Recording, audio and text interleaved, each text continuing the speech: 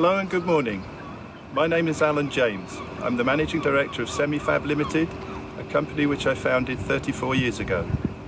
Semifab is a manufacturer of semiconductor and sensor devices. We turn silicon wafers, such as this, into semiconductor devices, power switching semiconductors and sensors, which are integrated onto printed circuit boards. Here's an example, and they end up in products you'll be familiar with, such as CCTV cameras, cars, medical instrumentation, consumer and white goods. Come on, let's go inside and I'll show you around.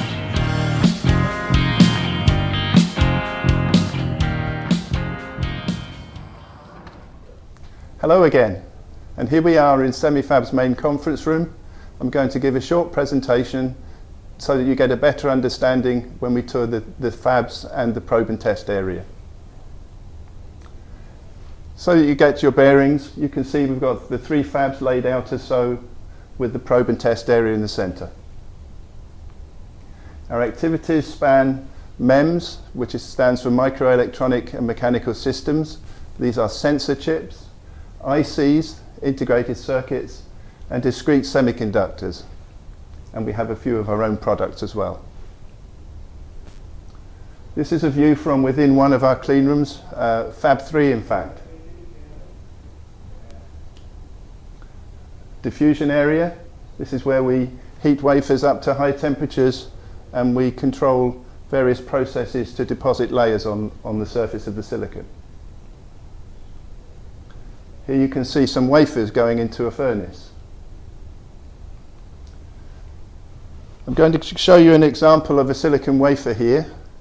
This is a raw silicon wafer. It's single crystalline silicon, and that is the raw material that we use for making our products. First typical process would be an oxidation. It's a high temperature process in a furnace to grow a layer of oxide on the wafers. Then we put on nitride deposition, typically, in another vacuum furnace process. Then we put on an oxide, low temperature oxide, we call it PE oxide. And then polysilicon, so you can see the layers building up as a structure. Then we can ion implant into the surface to change the surface properties underneath. And then we can anneal that implant so it becomes electrically active. This is an example of a chip plot, and any device that we make here needs to have several different levels which are patterned into the layers that we've just shown using a photomask. And this is an example of a reticle that goes into a stepper. This is an area in the fab photo area where we actually apply the photosensitive material to the surface of the wafers so we can actually print these patterns. And a typical device might have anything from, let's say, 4 masking layers up to maybe 15 or even higher, depending on the technology.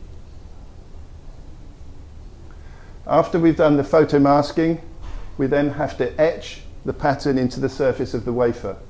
And here you can see on the top that the surface of that grey area has actually been cut in certain places. This is a typical etching station. In this case we're using a wet chemical to etch. We can also use gases and plasmas to etch the wafers. This is showing a layer of isolation being put on the top of the wafer to cover the whole surface. And then we've done another photo and an etch to open up contact areas to the isolation area below. A common feature of all technologies is that we have to make contacts to the electrically active structures. We have to deposit metal, and then we have to define that metal to make the interconnect or the wiring of the chip. And finally, we have to passivate the surface of the chip so that it's protected from scratches and so forth. So here we're showing the metal deposition. Then we're showing the patterning of the metal. Again, this is in cross section. And you can see here the additional layering and so on in this case of this particular device that goes on after the metal has been deposited. And finally, there's a front protection applied to the front surface, which is largely complete now, and we're going to do some processing, in this particular case, on the back of the wafer. Here you can see at either side that we've processed some layers and we've etched through in order to expose the back silicon of the wafer. And then finally we've gone into a process step which we call KOH etching, and we've etched right the way through to the top surface to create a thin membrane. And actually this is the core process technology that is involved in making the non-contact temperature sensors. This tool is a deep reactive ion etch tool for doing the same job as the KOH etch, but the difference is that this tool will etch vertically through the silicon as opposed to leaving the angles behind that you saw in the previous picture. And that enables us to essentially put a lot more devices on a wafer. I thought I'd show you an example of a deep reactive ion etched wafer. Here's one such example. And I don't know if you can see, but it is actually transparent because the membranes are so thin that they've been etched right through to the surface. Probe and test. We'll take a tour around the probe and test area. Hopefully you'll see some wafers actually being probed. Every single die on every wafer that we produce has to be functionally tested so that we can guarantee the performance to the customer. Quick few words about our business. So you can see from here that we're active as a global business, North America, Asia, majoritively China, but also Singapore and Europe as well as UK.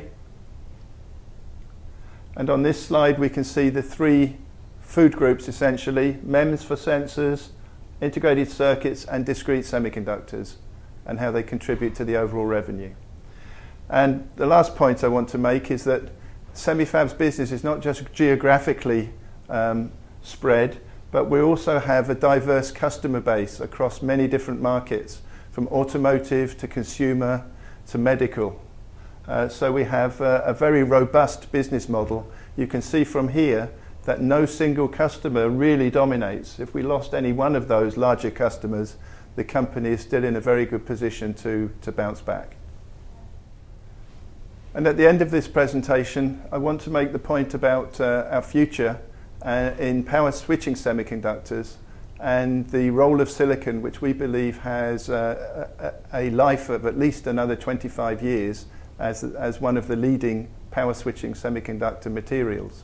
There's a lot of talk about silicon carbide, but you can see here on the green line that silicon carbide has a very steep curve when it comes to the on resistance at high voltage, and silicon IGBTs are able to, above 2 kV, are able to beat the on resistance of silicon carbide, and that's the area that Semifab is going to be focusing on for things like charging, traction, smart grid applications in the 2023 to 2023 to 2025 time period.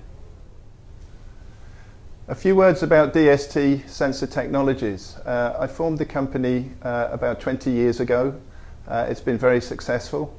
The point about DST is that it is a supplier for niche market applications as opposed to Semifab, which is more of a volume and foundry supplier to the broader semiconductor industry. You can look us up on our website, www.semifab.com and dstsensor.eu. Thank you.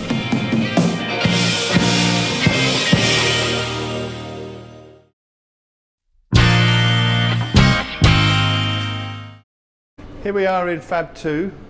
This is the MEMS Fab. This is where we make sensor products. This fab is completely separate from Fabs 3 and Fab 1, and in fact there is only one-way traffic allowed from Fab 1 and 3 into here. Nothing can go back the way. And the reason for this is that we process in here and use materials which are incompatible with the processing in Fabs 1 and 3. Things like gold, platinum, heavy metals, and potassium hydroxide are all very, very harmful to the active integrated circuits that we make in Fab 1 and 3. So this is the central corridor. This is the area. This is built on a slightly different principle. We have the various bays going off here for photo and for thin film, etching, metallization, diffusion. So it's a microcosm or miniature form of Fab 3. Once wafers are in here, we have to be able to complete them. So we've got a suite of operations in here which parallel what we have in Fab 3. So here we are in the photo area for Fab 2. As I was saying, it's a smaller version of Fab 3. We've got the same kind of tools here for coating and for developing. We have ASML stepper for doing the fine line width lithography. And down at the far end, the guys are working on a contact proximity stepper, which is used for certain of the steps and which also has double-sided aligning capability. This tool is a wafer bonder. Sometimes in MEMS processing you want to take two substrates and actually stick them together, maybe with a cavity between or something like that. So that's what this tool is capable of. It's a eutectic and anodic bonder. So we're in the plasma etch bay here. A variety of tools to cater for 4-inch and 6-inch wafers. Let's go down and see. So here we have 4-inch lamb tools for poly, nitride and oxide etching. Here we have the 6-inch equivalents. These are very minimalist from inside the clean room. There's a whole load of stuff on the other side in the service chases. This tool is our second STS Pegasus tool for deep reactive ion etching. This is a 4-inch and 6-inch compatible tool as well, and we use it to get that very vertical etch step in the silicon instead of the bevel.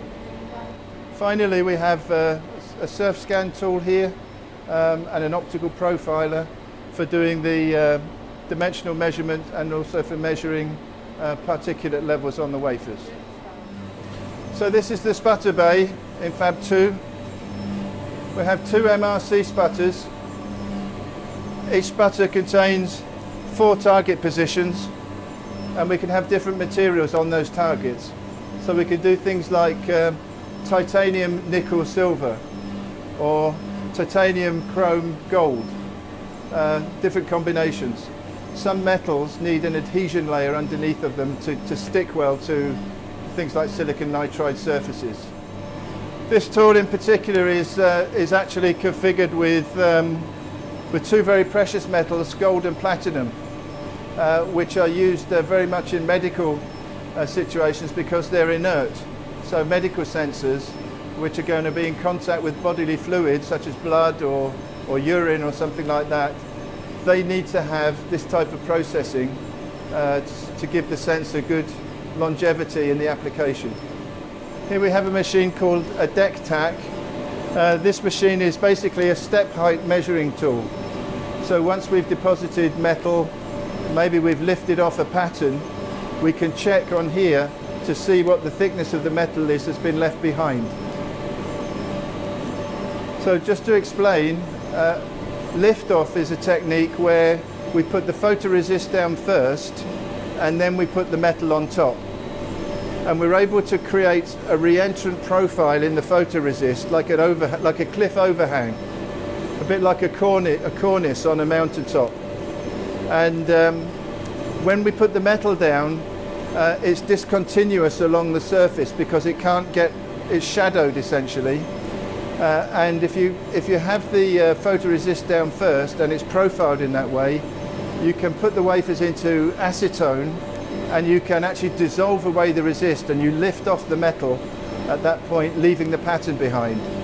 So it's a technique that's very useful for these hard to etch metals. Things like gold and platinum are quite inert and they don't etch very well. We're now in a metrology and PVD bay. We carry out various functions in here. One such function is to use micromanipulators if we need to probe into the surface of the chip at any point to measure electrical characteristics. Another tool that we have is the scan electron microscope, and this tool is used when we need to see three-dimensionally what's happening on the surface of the chip. Sometimes you can get a pattern, something like a metal pattern that looks perfect, but actually it's discontinuous on the step. But when you're looking down like that, you don't see anything. You need to get in to see it on the side, and then you can see if it's got a crack in it or not. So that's really where the SEM comes into its own. And this tool has an analytical tool on it. It's called EDX, and it allows us to target any part of the chip, and we can measure the elemental composition. So if there's a defect on the chip, and we think, where did that come from? We can analyze it with this, and we can get a clue as to, where it came from. And actually, this system, made by Oxford Instruments, carries a silicon chip as part of its circuitry in there, which is actually made in this wafer fab. It's quite a nice story. And then we have two other tools here. These are PECVD, again, another PECVD system for the same function as we had in Fab 3. Is to put down those low temperature dielectrics needed for the passivation and the intermediate insulator or dielectric. Now, one of the reasons why we're expanding Fab 2, this fab, is because this wall really cannot be used for equipment, and it ought to be able to be used. So by pushing out the boundary wall of this building, we're going to create two new chases with their service chases behind. So we will finish up actually with an ability to have 3 extra walls of equipment the full length of this clean room. And we already have customers lined up for some of that space.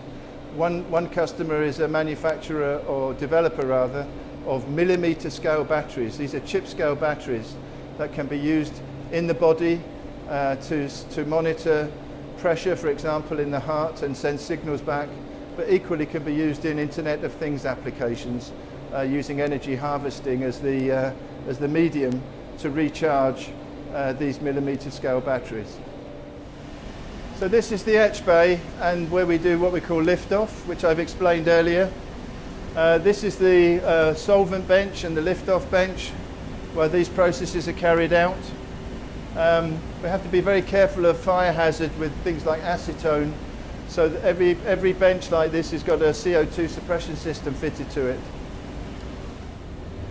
In this section of the etch area, we have what we call KOH etching, potassium hydroxide etching.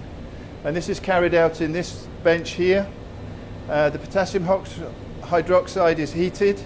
I think it's heated to about 60 degrees. And we have our DI water tubs and our quenching and so on in here as well.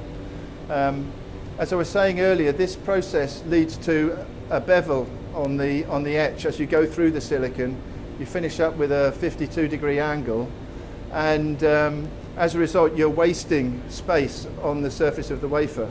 If you can etch vertically, you get rid of that, and you get much greater number of die on a wafer. In fact, you can go from 5,000 to something like 12,500 die by avoiding this process and using the DPRIE system. And finally, in Fab 2, we have our diffusion capability here. It's a single quad stack furnace. It does give us the ability to do anneals, metal alloys. Metals like platinum need to be alloyed at a certain temperature for a certain time in order to stabilize everything and to produce a constant resistance. Quite often platinum rather, is used as a temperature sensor, and it needs to be stable with time. So this is the purpose of these furnaces. In the bottom tube here we have an LPCVD system, which is the low pressure vacuum pump on the furnace. It enables us to deposit polysilicon or silicon nitride, or even silicon dioxide, depending on the configuration at the back. We can clean wafers in here, various functions that can be carried out. And very often with MEMS, it's a case of relatively low volume but good pricing. So we need a versatile and flexible wafer fab situation to be able to process those products, and this is what this and the other systems that you've seen here today enable us to do. Thank you.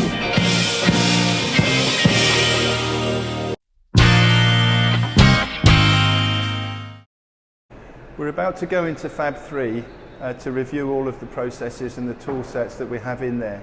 But it's just worth mentioning this little unpreprocessing unit here is actually a portable clean room itself. For reasons of efficiency and also for quality, we've consolidated all of our photo operations in Fab 3. So all of the Fab 1 photo, for example, comes into Fab 3 to be carried out. So we are mixing 4-inch and 6-inch wafers in the Fab 3 photo area. And they're transported in this little miniature clean room between the two fabs, so we maintain the sort of integrity of the air quality inside there, exactly the same as the clean room. And there's a docking port here and docking ports in Fab 1 to enable the wafers to be transferred without any contamination. So now we're going into Fab 3. This is our newest clean room. It's a Class 10 facility in photo. Air handling goes through the floor, and it's a state-of-the-art facility for the type of technologies that we're running. Okay, well here we are, suited, booted and goggled, and we're ready to go into Fab 3. The first area we're going to see is the photo area. The first thing to notice in the photo area is the yellow light. This is because we're going to coat the wafers in here with a photosensitive layer, which is then going to be subsequently etched in one of the other bays that I'll show you shortly. The design of the Fab 3 cleanroom is different to Fab 1 and Fab 2 in that we have ceiling to floor airflow from the HEPA filters in the ceiling down through the floor, and then any particulate that's in the environment is swept away back into the air handling system in the plant area, where any residual particulate can be filtered out. Essentially you've got a continuous polishing process going on of the air, both in photo and in all the bays that we're going to see shortly. The first step in photo is an HMDS bake. This is a vapor of hexamethyl disilazane, and it's an adhesion promoter. It creates a good surface for the resist to adhere to, so that it doesn't get washed off during the etching process. After the HMDS step, we're now going to coat the wafers. We have several coaters here with different photoresists set up on them, but basically the wafers are going to have resist spun onto the surface of the wafer. It's going to spin off to create a very uniform thin film. At the end of the spin cycle, the wafer will lift and it will come to the exit cassette. This intermediate step is actually what we call a pre-bake. It's on a hot chuck, and that drives some of the solvents out initially before the aligning process takes place. You notice that these are 6-inch wafers in process here. A 6-inch wafer has got more than double the area of a 4-inch wafer. So for the same unit of work that we put into the wafer, we get twice as many die as a result. And there's the wafer coming off to the exit cassette. So in this area here, we're going to align a pattern to the wafer. It's very important as we build up the layers that we get accurate registration of each pattern. So we have to have a system of automatic alignment and checking to make sure we get accurate registration. Here we have the photo masks that are used for projection aligning, and also the master reticles for the stepper, which I'll show you shortly. In projection alignment, the entire image on the mask is transferred to the wafer in one scan of ultraviolet radiation. And you'll see that shortly as we set up a wafer for you to see as it goes through the Perkinelmer. So here's an example of a master mask. It's got all the pattern information on it for a given device. You can see that there's a very thin film on top of the pattern. It's spaced off by a few millimeters. It's called a pellicle, and that protects the optical integrity of the image on the photomask. What we're doing here is examining the pattern on the wafer and the pattern on the mask. The technologist operating the machine can see both images, and they make sure they're in perfect alignment before pressing the expose button. When the expose button is pressed, ultraviolet light shines down through the mask and polymerizes the photoresist. Essentially, it transfers a pattern from the mask onto the wafer. And this is it starting the scan now to transfer the image completely from the mask to the wafer.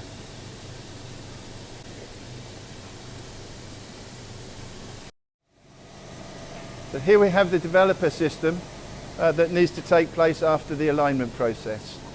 The wafers come onto the center position where they get sprayed with a variety of developers.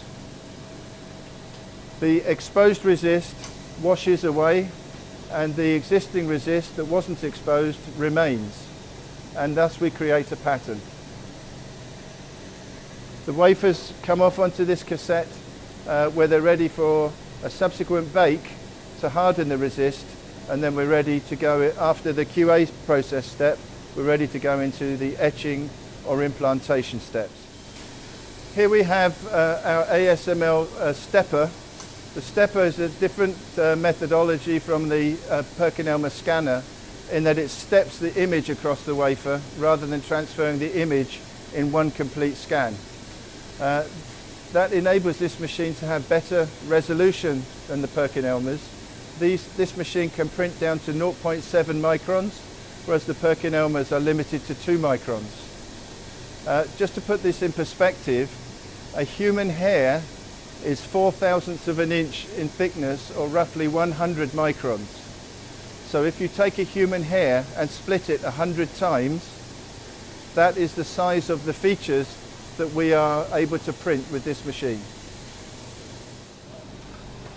Semifab makes a very broad range of semiconductor devices, from discrete semiconductors, 3-terminal devices, diodes, transistors, through integrated circuits, CMOS, precision analog, and sensors.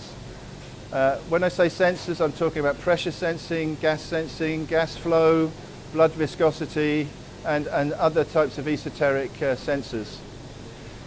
One of the features of sensors is that it's sometimes necessary to have patterns on both sides of the wafer. Sometimes we need to etch the back of the wafer to create a thin membrane structure on the surface of the wafer.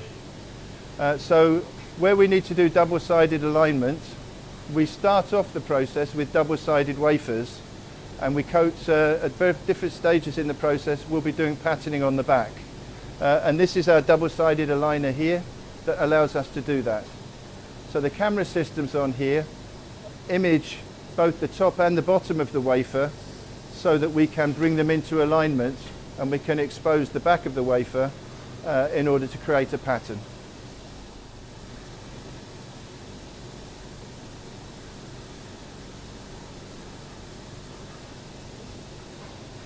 Good job, perfect job. Process control is a very important part of what we do at Semifab. For every single operation, we have a quality control gate. In the case of photo, we're looking at the integrity of the film, the uniformity of the pattern on the wafer, and we're measuring a critical dimension to make sure that when we etch the wafer, it's got the right size of features for the device operation. So here we are in the PVD bay, where we do sputtering and we do the deposition of dielectrics such as nitride, oxide, oxynitride. We have 2 sputter systems. This one is for aluminium silicon, aluminium copper, and the adjacent system here, sputter 7, does the same processing. So here we are in the ion implant bay. What is ion implantation? Well, it's a technique for actually taking charged particles of either boron, phosphorus, or arsenic and accelerating them through a vacuum what we call beamline and raster scanning them, just like the old black and white TVs, raster scanning them across the surface of the wafer to create a uniform dose across the wafer.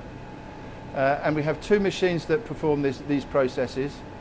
One is a medium current machine, one is a high current machine. Let's go and look at them. So here we have the Varian 350D medium current implanter. This machine is configured for 6-inch wafers. It has a dose capability up to about 1E15 maximum. And it's used here for things like VT adjust implants at the 10 to the 11 dose level, P-well implant 10 to the 13, 10 to the 14 level, and occasionally at the 10 to the 15 level. But frankly, this is not the tool to do really heavy iron implants. We need something with a bit more beef behind it, and that is the tool here, the 180XP.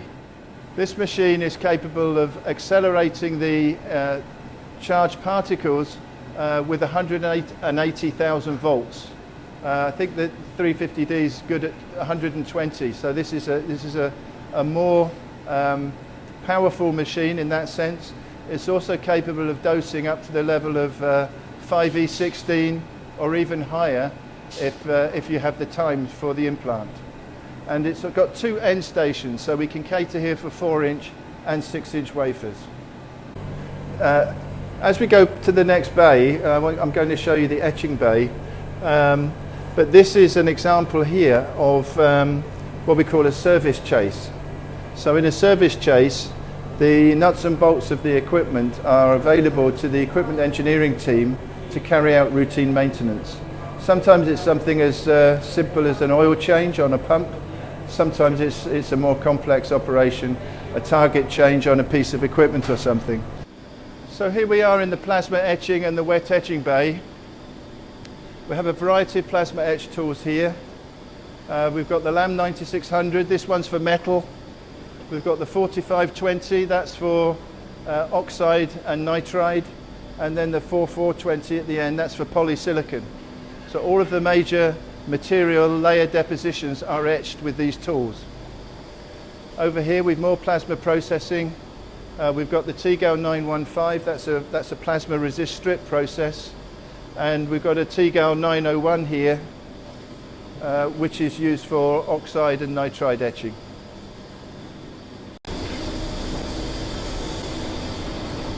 Here we have the conventional wet chemistry etching. We have the ability to put different etchants in temperature controlled tubs. And then in front of them we've got the weirs, the rinsing weirs with 18 megohm centimeter water running through them. So we're able to etch, rinse, and then we put them through the spinner to create the final clean and etched product. It's necessary after certain steps to measure feature sizes outside of the photo area, for example after etching. And some of these feature sizes are so small that it's difficult to measure with the type of technique that we had in Fab 1, and you saw also in photo the nanoline. So the CD-SEM gives us an ability to measure really, really small features. SEM stands for scan electron micrograph. So this is actually using electrons rather than photons to image the line width that we're looking at. And here we have a Novellus PECVD system. This is similar to the system that we had in Fab 1. This is the low temperature deposition of oxide, nitride, oxynitride that we need to have after we've put our diffusions, our implants, etc. into the wafer. Once we've set those up with the high temperature diffusion profiles, we don't want to disturb what we call that particular SRP, spreading resistance profile, of the impurities diffused into the silicon. So any subsequent processes where we need a dielectric layer have to be done at lower temperature, and the plasma addition to the process here gives us the ability to take the temperature down to of the order of 700 degrees, which is below the temperature at which we're going to get any significant movement in the impurity profiles.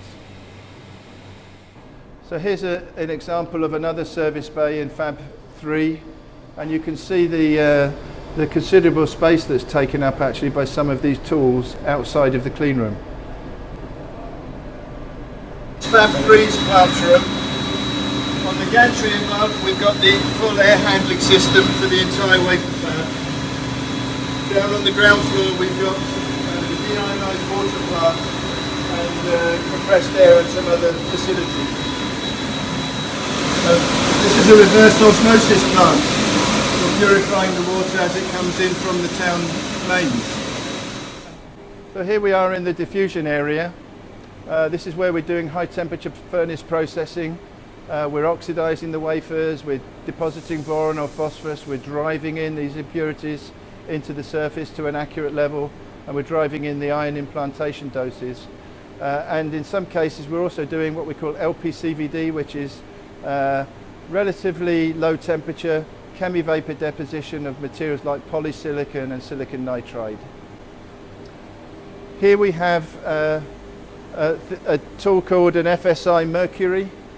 You saw the pre-diffusion clean system in Fab 1, which was pretty similar to the etching bays that we've just seen. In other words, bulk acids were being used to clean the wafers. Here we're using a spray tool. This machine is kitted out with delivery of HF, hydrogen chloride, ammonia, and sulfuric acid and peroxide, hydrogen peroxide. So all these quite aggressive materials come in here as part of a programmed cleaning cycle to make sure the wafers are at their absolute best for going into diffusion and high temperature processing.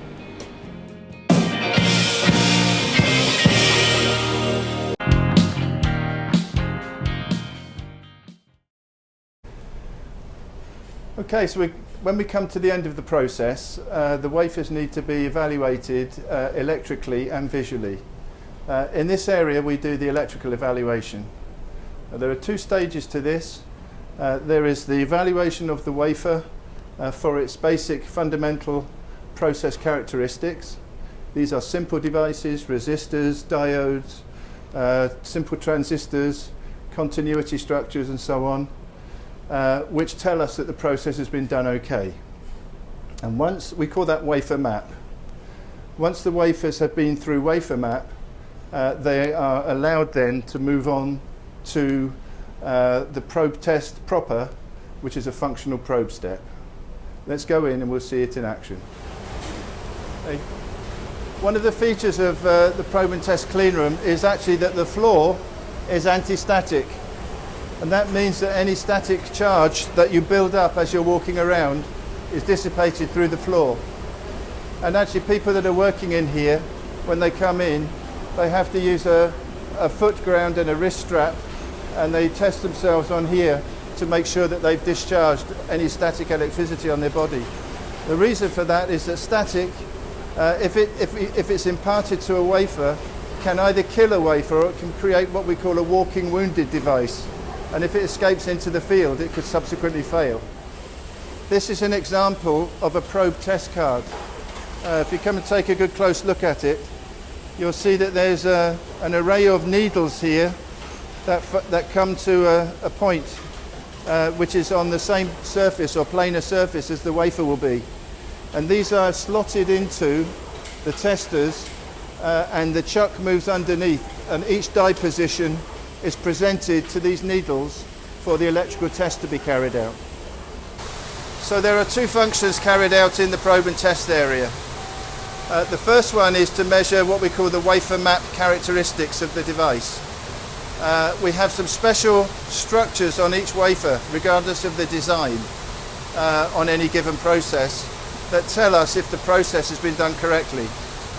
So these are, if you like, you could think of them as primitive designs of fundamental devices like resistors, diodes, transistors, which tell us, and continuity structures for example, that check the contacts are being made and that they are ohmic contacts. So if you look at a wafer such as this, you can see that there are If you get the light in the right angle, you can see that there are north, south, east and west and centre. You can see these marks, and those are the marks with the fundamental test devices on for what we call wafer map. And they will be tested first to prove that the wafer is good. If they pass, the wafer then goes on to 100% probe test. And that means that every die on this wafer will be electrically tested with a different probe card on a different probe setup. If the die, this looks like quite a small die on here, is 1 by 1 millimeter, there will be 15,000 candidates on a wafer. 15,000 candidates will take something like maybe 2 or 3 hours to test, depending on the test time. So in this area we are functionally probing wafers. In other words, we're testing 100% of die on each wafer. And this system here is actually running now. So underneath the probe card here, the stage is moving progressively. You can see how quick it's testing. It's going through at a fair rate. And each die is being tested. This number here is 7,750 roughly, if I'm reading right. And every time that number goes up, it's another good die on that wafer. The total number tested here is 9,200. 7,800 are good. And it gives you some feel of the electrical yield that we're getting on this particular wafer. If we take the example of the 15,000 die wafer, then we will probably yield about 12,500 die on that wafer. And 12,500 die would actually sell in the market, depending on the function, anything from a couple of cents, maybe up as high as 15 cents. So if you just pick a standard figure of, let's say, 5 cents a die, 12,500 die, one wafer will be valued at $600. And in one of these boxes here, we have 24 wafers. So 24 wafers at $600 is something about $1,400. Sorry, $14,000 for those 24 wafers. So that gives you an idea of the value that we have built into the product when it comes through to this stage. A box of wafers can be anything from maybe $5,000 right up to $20,000, $30,000, depending on the product. Finally, in here we're doing what we call final testing. For some of our customers, we send the product abroad for assembly into packages. So these, if you look very closely, you'll see that this is full of tiny little black packages. And that's the form of a normal integrated circuit that you know as a silicon chip. You normally see them in this form. So these have been assembled onto a header, bonded, and then encapsulated with plastic, and then put into those tubes. And we bring them back here, and we put them through these test handlers for final testing. So again, every device is tested individually for final test. And these can test at extremes of temperature as well. We can test at -40 and +120. And if the chip is going into a critical application, like an automotive application, we do indeed test at the extremes of temperature to make sure the chip is going to be functional in all weather conditions that a car might be exposed to. Here you can see the die building up in different channels according to the pass test criteria. So these are the pass channels here. When we complete our wafers, our customers expect them not only to perform electrically, but to be perfect visually. So this is our QA final inspection area, where we inspect the wafers according to the customer's agreed criteria. Semifab's future plans entail an expansion of Fab 2 to give us some two extra bays, and also demolition of Fab 1 and replacement of Fab 1 with an 8-inch facility. And where we're standing here will be approximately the front of the 8-inch facility, covering all of the area of Fab 1 and this area at the back of us. This grey box will be disappeared, and it will come out roughly to this sort of a line, with a second floor on top for office accommodation.